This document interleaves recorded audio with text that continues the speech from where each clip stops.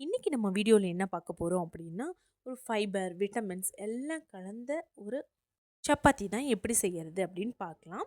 So அதுக்கு நான் எடுத்திருக்கிறது ஃபஸ்ட்டு ஸ்வீட் பொட்டேட்டோ எடுத்திருக்கேன். ஆல்ரெடி நான் ஸ்வீட் பொட்டேட்டோ சப்பாத்தி வந்து நம்ம சேனல்ல அப்லோட் பண்ணியிருக்கேன். போய் பாருங்க பார்க்காதவங்க. ஸோ இப்போ வந்து இந்த ஸ்வீட் பொட்டேட்டோவ ஃபஸ்ட்டு இன்கிரீடியன்ட்ஸா எடுத்திருக்கேன். அந்த ஸ்வீட் பொட்டேட்டோவ நம்ம குட்டி குட்டியா கட் பண்ணி ஃபஸ்ட்டு வேக வச்சுக்கலாம். அதுக்கு நான் இங்க வந்து சுடுதண்ணி காய வச்சு வச்சிருக்கேன். இப்போ வந்து இது ஸ்வீட் பொட்டேட்டோவ குட்டி குட்டியா கட் பண்ணி எடுத்துக்கலாம். இப்போ பாருங்க கட் பண்ணி எடுத்துக்கிட்டேன். இப்போ வந்து இத வந்து நம்ம ஆவியில வேக வைக்க போறோம். ஃபர்ஸ்ட்டு ஆவியில நம்ம வேக வச்சுக்கலாம். தண்ணி வந்து கொதிக்குது. ஸோ ஒரு ஸ்டாண்ட் வந்து நம்ம வச்சு, இந்த மாரி ஸ்டாண்ட் வச்சு நம்ம வந்து அது மேல இந்த பிளேட்ட வச்சு ஒரு 10 டூ 15 மினிட்ஸ் ஆவியில வந்து அப்படியே வேகட்டும். மூடி போட்டு க்ளோஸ் பண்ணி வச்சுருங்க. ஒரு 10 டூ 15 மினிட்ஸ் அப்படியே வந்து வேகட்டும். நம்ம வந்து அடுத்த இன்கிரீடியன்ட்ஸ் என்ன அப்படிங்கிறத வந்து அடுத்தது நான் சொல்றேன். ஸோ ஒரு கத்திய வச்சு இப்படி குத்தி பார்க்கும்போது, இது நல்லா உள்ள போச்சு அப்படின்னா, இது வந்து நல்லா வெந்துருச்சுன்னு அர்த்தம். ஸோ ஒரு 10 டூ 15 மினிட்ஸ் வேக வச்சிங்கனாவே வந்து சர்க்கரைவள்ளி கிழங்குலாம் வெந்துரும். ஸோ இத அப்படியே எடுத்து நம்ம வந்து கொஞ்சம் நேரம் ஆற விட்டுறலாம். நெக்ஸ்ட் என்ன இன்கிரீடியன்ட்ஸ் அப்படின்னு பார்த்தீங்க அப்படின்னா, கேரட் தான் எடுத்திருக்கேன். இந்த கேரட், ஸ்வீட் பொட்டேட்டோலலாம் விட்டமின்ஸ் நெறைய இருக்குது. விட்டமின் ஏ, பி, பி6 அந்த மாரி விட்டமின்ஸ் எல்லாம் நெறையா இருக்குது. ஸோ நம்ம இந்த மாரி செஞ்சு குடுக்கும்போது குழந்தைங்களும் விரும்பி சாப்பிடுவாங்க. அதனால் இத வந்து நம்ம இன்னைக்கு செய்ய போறது கேரட், ஸ்வீட் பொட்டேட்டோ சப்பாத்தி தான் செய்ய போறோம். இதில நெறைய ஃபைபர்ஸும் இருக்கு. இப்போ வந்து நம்ம இந்த கேரட்ட வந்து தோல்லாம் சீவிட்டு, நம்ம வந்து குட்டி குட்டியா கட் பண்ணி வச்சுக்கலாம்.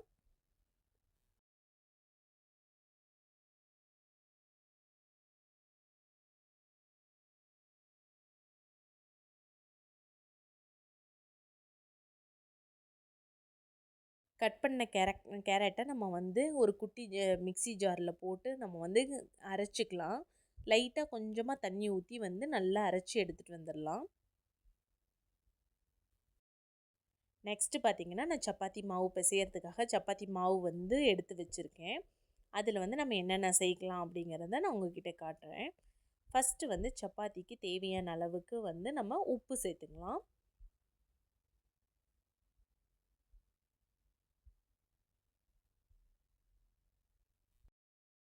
நெக்ஸ்ட்டு நான் யூஸ் பண்ணுறது ஃப்ளாக்ஸீட் பவுடர் தான். இந்த ஃப்ளாக்ஸீட் பவுடர் எப்பவுமே நான் சப்பாத்தி செய்யும்போது யூஸ் பண்ணாம நான் சப்பாத்தி செய்ய மாட்டேன்.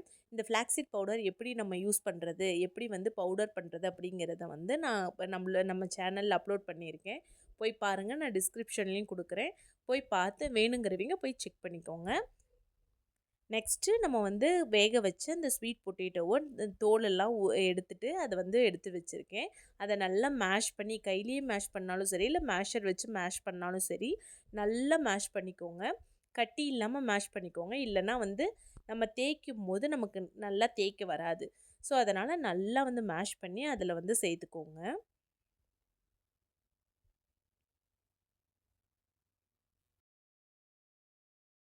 அடுத்தது நம்ம வந்து இப்ப அரைச்சி எடுத்துட்டு வந்த கேரட் பேஸ்ட்டு தான்.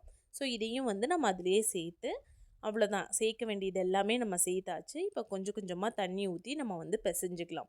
ஸோ நெறைய பேர் நெனைக்கலாம், இது ஏன் நம்ம இவ்ளோ இன்கிரீடியன்ட்ஸ் சேர்த்து தான் ஒரு சப்பாத்தி செய்யணுமா? அதுக்கு டைரக்ட்டா நம்ம வெறும் சப்பாத்தி மட்டும் செஞ்சுட்டு வேணா கேரட்ல வேற ஏதோ செஞ்சுக்கலாம்ல அப்படின்னு கேட்கலாம். பட் நான் ஒண்ணே ஒண்ணு சொல்றேன். எல்லா அம்மாங்களும் இத ஃபேஸ் பண்ணிட்டு வந்திருப்பாங்கன்னு நெனைக்கிறேன். இப்போ குழந்தைங்க வந்து சாப்பிட்ற ஸ்டேஜ் ஸ்டார்ட் பண்ணதுக்கப்புறம் கூட குழந்தைங்க நெறைய பேர் கொஞ்சம் கொஞ்சம் நம்ம இந்த கேரட்ல வந்து வேக வச்சு குடுத்தா சாப்பிட்டுப்பாங்க.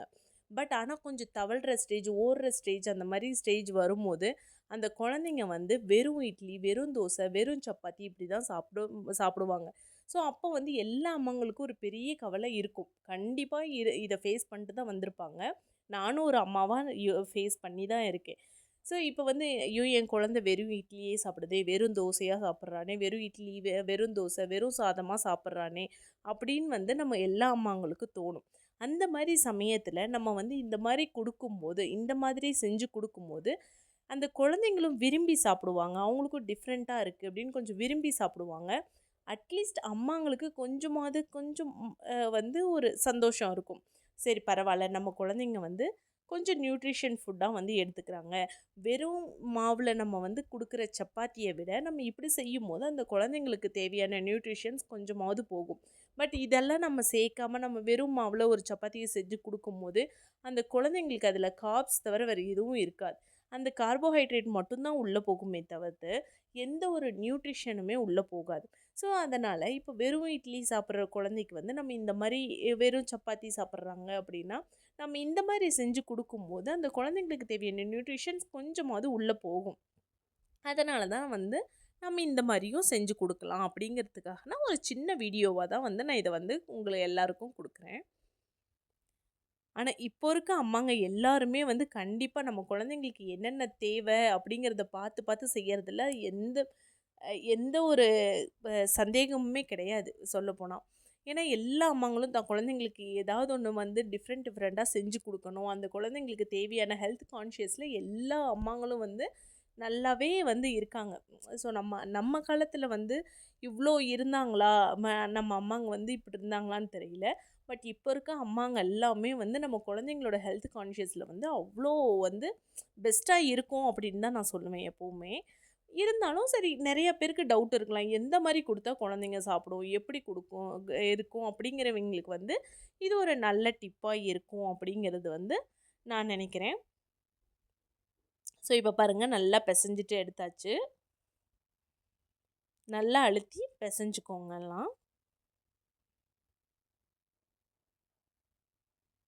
இப்போ மாவு காயாமல் இருக்கிறதுக்காக நம்ம வந்து ஒரு 2 ஸ்பூன் எண்ணெய் ஊற்றி நல்லா பிசைஞ்சு அதை வந்து அப்படியே எடுத்து வச்சிடலாம்.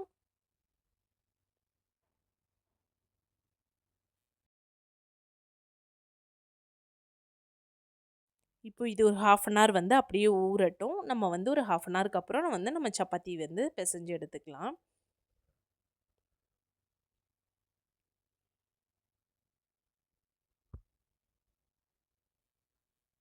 அவ்வளோதாங்க, நம்மளோட கேரட் ஸ்வீட் பொட்டேட்டோ சப்பாத்தி வந்து ரெடி ஆயிடுச்சு.